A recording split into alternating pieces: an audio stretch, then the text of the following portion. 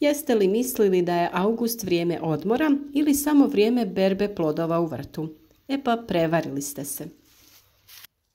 Nema odmora ni u ovom pakleno vrućem augustu. Sada je vrijeme da sijemo biljke za jesenju i zimsku berbu. Ako se sada sa nama uputite u ovu avanturu, svakako budite spremni da što god sijali i sadili, morati ćete redovito zalijevati, jer za klijanje, nicanje, rast i zdrav razvoj potrebna je vlaga i ne previsoka temperatura. Baš iz tog razloga se nadamo da će ljeto sada malo da popusti, smanji svoj zanos i snizi ove visoke temperature zraka. Pokloni nam koji lijep ljetni pljusak i dozvoli uobičajeni uzgoj biljaka koje se sada siju i sade. Pored navodnjavanja svaki dan, po potrebi će se morati i zasjeniti biljke zbog visoke temperature koja je najproblematičnija kada je iznad 35 stepeni. No nemojte da vas to obeshrabri, jer uz puno strpljenja i pažnje na jesen ćete dobiti neprocjenjive plodove. Ako to niste stigli odraditi u prošlom ciklusu početkom augusta i u drugoj polovini mjeseca, još uvijek možete posijati mahune, kornišone i razne tikvice. Gledajte da su to rane sorte koje imaju kraću vegetaciju do 60 dana, jer je riječ o povrću osjetljivom na mraz. Tako će njihov razvoj biti uspješan za berbu prije zahlađenja i prvih mrazeva. Osim toga, u ovo vrijeme siju se blitva, špinat, jer kod špinata morate pričekati da prođu velike vrućine, jer će inače odmah ići u sjeme. Tu je i mrkva, peršin, razne salate kao što su radič, endivija, matovilac, rukola, kineski kupus te poriluk i luk srebrenac. S obzirom na različite klimatske uslove, važno je da se prati vremenska prognoza, pa prema njoj odredite vrijeme sjetve određenih kultura kako bi osigurali uspješnost uzgoja. U augustu se sade i kupusnjače uz, ponavljamo, konstantno navodnjavanje. Dakle, u zemlju ide cvjetača, kupus, kelj, prokulica, brokula, raštika, koraba i slične biljke. Sade se i salate kao što su radič i endivija koje podnose više temperature. U drugoj polovini mjeseca se sadi i poriluk i ljutika. Ono što je uvijek važno kod presađivanja biljaka, pogotovo u ove vruće ljetne dane, jeste da se odabere pravo vrijeme za presađivanje. Ukoliko se najavljuje kiša, dan ranije odradite sadnju jer će tada biljke dobiti dovoljno vlage i tokom tih nižih temperatura zraka lakše se prilagoditi novom položaju. Sa druge strane, ukoliko kiše nema na vidiku, tada dan ranije dobro zalijte mjesta gdje ćete obavljati sadnju, te samu sadnju odradite u kasno predvečerje kako bi biljkama to bio što manji stres.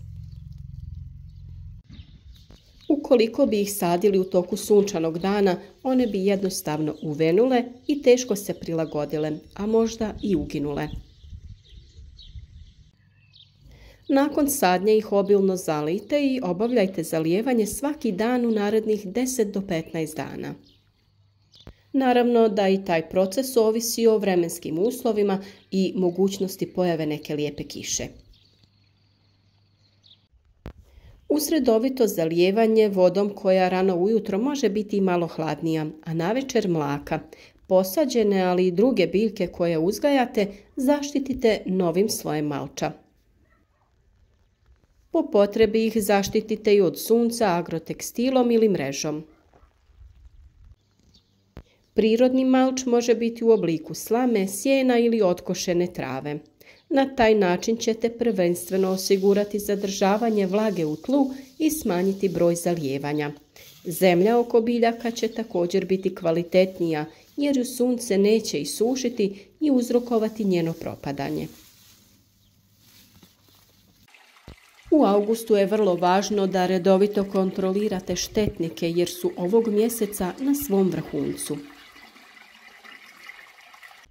Posebno pazite na posađene kupusnjače koje će napadati buhač, kupusni moljac i nezaobilazne smrdibube.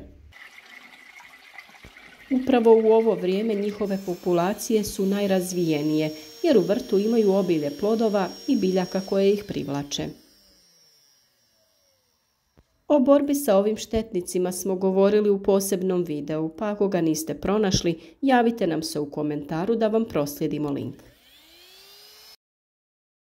Nakon što su mahune i krastavci koje ste sijali proljetos dali svoje, počupajte ih i prekopajte zemlju. Na mjesto mahuna možete posijati krastavce ili tikvice, a na mjesto krastavaca mogu ići kupusnjače.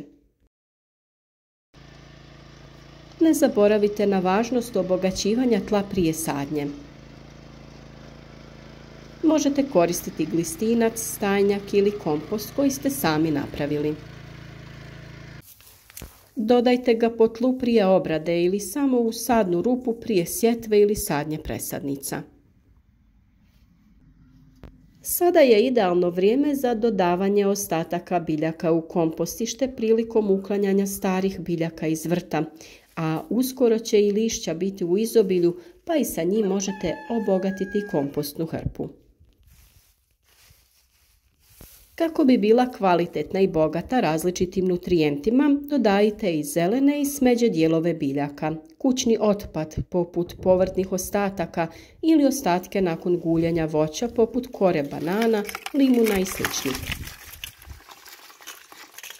Naravno, možete dodavati i ljuske od jaja za obogaćivanje kalcijem, te pepeo nastao sagorijevanjem drveta za dodatak fosfora i kalija. Ne zaboravite redovno prozračivati vaš kompost kako bi bio bogat zrakom koji potiče razvoj dobrih bakterija koje potiču proces kompostiranja. Iz tog razloga pravimo kompostište sa 3 odjeljka kako bi prebacivali kompost u različitim stadijima sa jedne hrpe na drugu. Sada je i vrijeme za prikupljanje sjemena paradajza. Uzmite ga iz najboljeg zrelog ploda. Fermentacija sjemena sa pulpom je najbolji postupak. Detalje o tome smo već prikazali, pa i za taj video svima koji trebaju možemo u komentaru proslijediti link. Osim paradajza, sada možete sakupljati i druga sjemena. Pazite da ih uzimate za suha i sunčana dana. Prije pohrane posušite te spremite u papirne vrećice ili neke staklenke. I naravno, dobro ga obilježite da ne bi bilo čuda na godinu. Sušenje sjemena nikako nemojte raditi na direktnom suncu, nego na nekom prozračnom mjestu u hladovini. Ovoga mjeseca možete brati ljekovito bilje za sušenje kao što su kadulja, melisa, menta, lavanda i sl.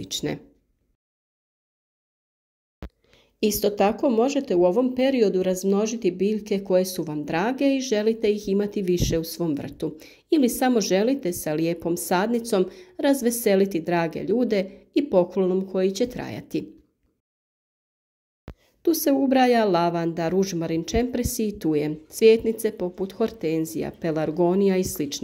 Te kupine, ribizle i borovnice.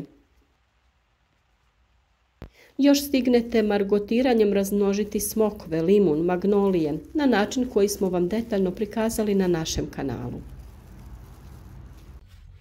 Plodova ima u izobilju kako u vrtu, tako i u voćnjaku, pa svakako iskoristite ih što više kako bi pripremili zimnicu. Različite salate, salse i sokovi svakako će biti odlični tokom zimskih dana, kada nemamo dostupan veliki izbor svježeg povrća. Sjetvu zelenila i crvenog i bijelog luka možemo ostaviti za septembar kako bi imali proljetnu berbu. A kako bi salatu imali tokom cijele zime, sijemo je sukcesivno svako 15 dana kako bi konstantno imali određenu količinu dostupnu za berbu. Ostanite svakako uz nas i dalje kako bi pratili naše savjete o vremenu sjetve i sadnje, zaštiti i prihrani vaših biljaka. Za sva dodatna pitanja tu smo u komentarima, pa nam se javite sa svim nedoumicama ili samo da nam kažete od kuda nas to pratite i kako je bio uspješan uzgoj biljaka u ovoj sezoni kod vas.